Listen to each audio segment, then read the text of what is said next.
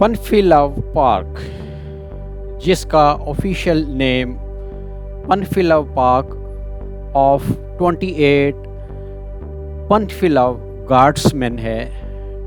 ये इंतहाई खूबसूरत, well planned, neat and clean और दरख्तों से भरा हुआ लश ग्रीन पार्क है, जहाँ पे आप बहुत ही अच्छे तरीके से अपनी एंटरटेनमेंट जो है उसको एंजॉय कर सकते हैं।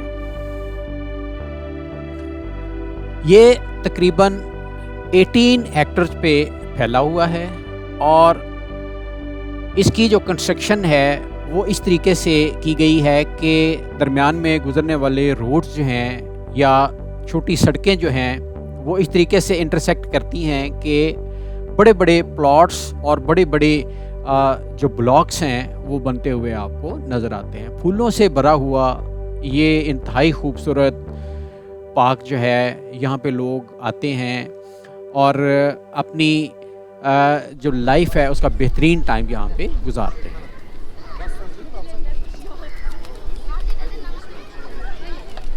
अंदाज़ा करें कि यहाँ पे जो पिजन्स हैं वो कितने फ्रेंडली और टेम्ड हैं, और बड़े छोटे जो लोग भी यहाँ पे विज़िट करते हैं वो इन पिजन्स के साथ बहुत अच्छे तरीके से खेलते हैं। आप पिजन्स को बड़े आराम से पकड़ भी सकते हैं, वो बैठेंगे, चूंचे मारेंगे और एक बड़ा ही खूबसूरत और जो इंतहाई मज़ेदार लम्हा वो देखने वाला है।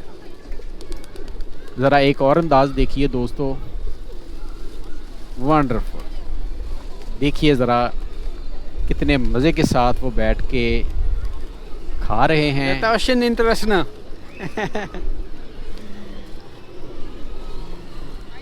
वंडरफुल दोस्तों, ये आइए। No. Pa сейчас я буду вернуться и потом я буду. Вы можете говорить по-русски? Вы можете говорить по-английски? Пожалуйста, говорите по-английски. Чуть-чуть говорите. Говорите. Как вас зовут? My name is Guli. Guli. Taschen интересно. Вы студенты? Вы студенты? Вы работаете? Большое спасибо. दोस्तों, हमने इस लड़की से पूछा है कि वो उसको रशियन और इंग्लिश किस लेवल की आती है, तो उसने बताया है इंग्लिश बिल्कुल मामूली आती है, मैं जस्ट नाम बता सकती हूँ, और रशियन मेरी बहुत फ्लुएंट है।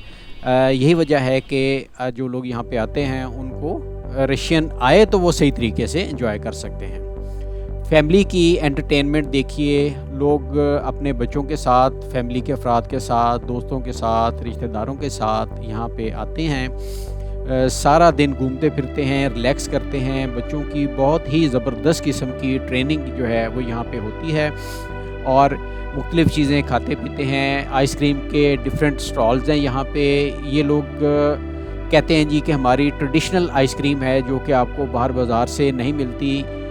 ये समझ लें कि एक देसी तरीका है आइसक्रीम बनाने का, तो आप विज़िट करें तो यहाँ की आइसक्रीम जो है उसका ज़रूर टेस्ट लें। जून जुलाई के मौसम में भी यहाँ पे आपको खुनकी या सर्दी का एहसास जो है वो होता है और आपकी सारी थकावट, सारी परेशानी और सारी बेचैनी जो है वो दूर हो जाती है जब आप फितरत के करीब होते हैं। कुछ खर्च नहीं करना पड़ रहा आपको, कुछ नहीं आपने पे किया, लेकिन एक बहुत ही ज़बरदस्त एनवायरनमेंट जो होता है आप उसको एंजॉय कर रहे हैं। इसीलिए कहा जाता है कि जब आप इस पार्क में आते हैं तो आप यहाँ पे सिर्फ लश ग्रीनरी और जो हिस्टोरिकल प्लेसेस हैं वो ही नहीं देखते, बल्कि एक डिफरेंट कल्चरल और सोशल एक्सपीरियंस जो है उसको भी एंजॉय करते हैं। पार्क के अंदर विज़िट करते हुए आपको बहुत सारी मेमोरियल प्लेसेस और जो एक ग्लोरीफाइड इवेंट्स रहे हैं कज़ाकिस्तान की हिस्ट्री के अंदर वो आपको मिलेंगे। ये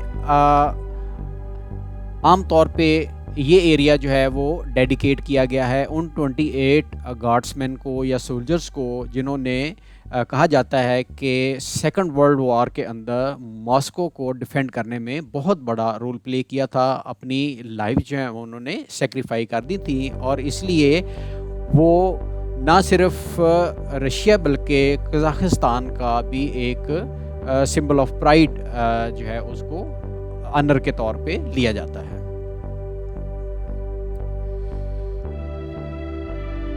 बहुत ही यादगार किस्म का ये लम्हा है। जब आप इस चीज़ को देखते हैं तो उसमें ये भी पता चलता है कि विजिटर जो हैं वो बहुत सारी ऐसी चीज़ों से मुतल्लक भी आगाही हासिल करते हैं जिनके मुतल्लक उनको ज़्यादा पता नहीं होता।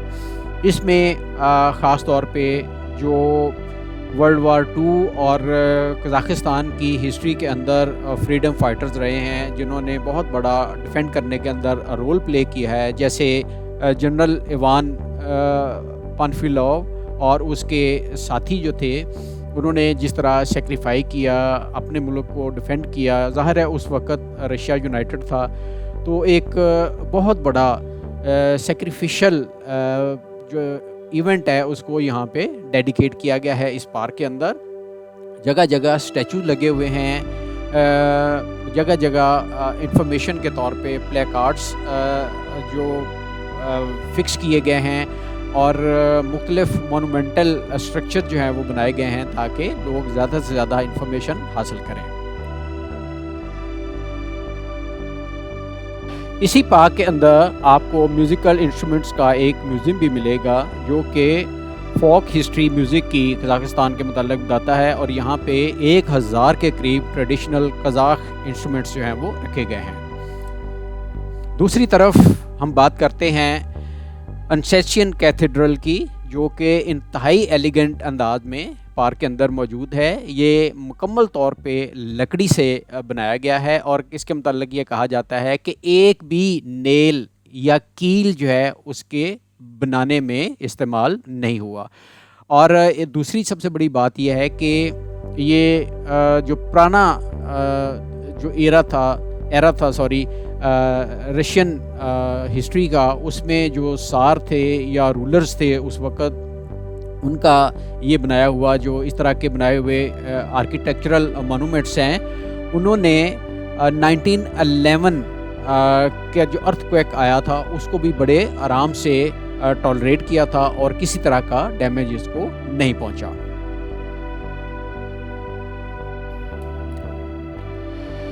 इस पार्क को ना सिर्फ एक एंटरटेनमेंट के पार्क के तौर पे लिया जाता है, बल्कि एक बहुत ही वाइब्रेंट किस्म का जो एनवायरनमेंट है वो यहाँ पे मौजूद है। गैदरिंग प्लेस है, लोग यहाँ पे अपने मामलात जो हैं उनको डिस्कस करते हैं, मिल बैठते हैं, खाते पीते हैं, कंपनी एंजॉय करते हैं, और साथ ही जो बच्चे हैं उनको फ़िज़िकल किस्म की ट्रेनिंग है, जिस तरह राइडिंग किस तरह करनी है, साइकिलिंग किस तरह करनी है, या वॉक किस तरह करनी है, एक्सरसाइज किस तरह करनी है। ये सारी चीज़ें पेरेंट्स और ग्रैंड पेरेंट्स की निगरानी में एक कंपेनियनशिप के तौर पे उनको बताई जाती है, गाइड किया जाता है। और बाकी जो लोग हैं, बड़े जो सीनियर लोग हैं, वो मिल बैठते हैं अपने जो एक कंपनी होती है, जो एक दूसरे की प्रॉक्सिमिटी होती है, जो एक दूसरे की कुर्बत के सहारे ज़िंदगी गुजारने का जो खूबसूरत मंज़र है वो यहाँ पे बहुत ही खूबसूरत अंदाज में देखने को मिलता है।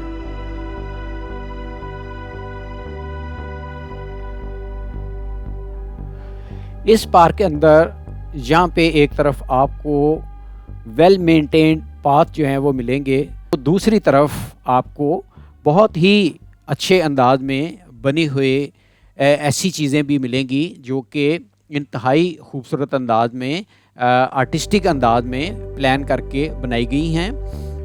बहुत से दरख्तों की स्पीशीज़ जो हैं वो नई नई आपको मिलेंगी।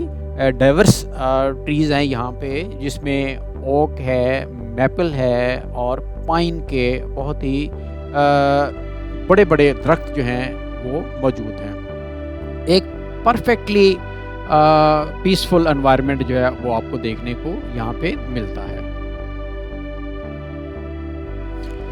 फंक्शंस ख़ास तौर पे शादियाँ, एंगेजमेंट्स, बर्थडेज़ और खुशी के दूसरे लम्हात जो हैं बहुत अच्छे तरीके से यहाँ पे सेलिब्रेट किए जाते हैं। अपने करीबी दोस्तों को, अजीज़ों को यहाँ पे बुला लिया जाता है, वो इकट्ठे होते हैं और बड़ा ही एक नफीस किस्म का, एक ऑर्गेनाइज्ड किस्म का फंक्शन जो है उसको एंजॉय किया जाता है। सारे फ़ोटोग्राफ़ी करते हैं, उसके बाद खाते पीते हैं, एंजॉय करते हैं, वीडियोग्राफी होती है, छोटी मोटी स्पोर्ट्स होती है और छोटे छोटे स्किट्स जो होते हैं जो असाइन किए जाते हैं लोगों को, वो परफॉर्म करते हैं। It's a wonderful experience.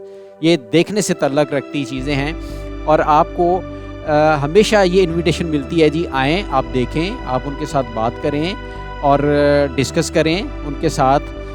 ज़ाहिर है जिस तरह बार बार यही बात कही जाती है कि जब तक आपको थोड़ी बहुत भी रशियन ना आती हो तो आप इमेजिन कर सकते हैं कि कितनी मुश्किल आपके लिए भी हो सकती है और उनके लिए भी।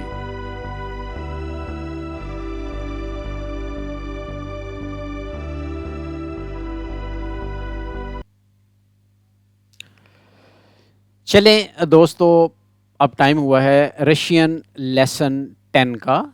तो बेसिकली इसमें जो पर्सनल प्रोनाउंस हैं वो हमने यूज़ करने हैं और छोटे छोटे सेंटेंसेस बनाने हैं, वही सेंटेंसेस जिस तरह के आप पीछे बनाते आए हैं, लेकिन थोड़े से अब ऑर्गेनाइज तरीके से, यानी जिसमें पर्सनल प्रोनाउंस का रेफरेंस जो है वो शामिल हो जाता है।